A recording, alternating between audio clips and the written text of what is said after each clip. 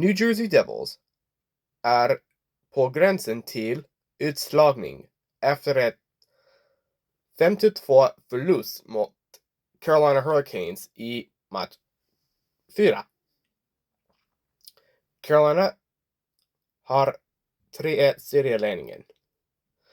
I den första perioden Andrei Svechnikov och Jacob Slavin gör 2-0 Carolina. I andra perioden Andrei Svechnikov gör maxspelmål 3-0 Carolina. Och sen Nico Hischier och Timo Meier gör mål för New Jersey. Så det är 3-2 Carolina efter andra. Och sen i tredje Brett Burns och Andrei Svechnikov gör hattrick på en tömt nät. Och det är allt för matchen.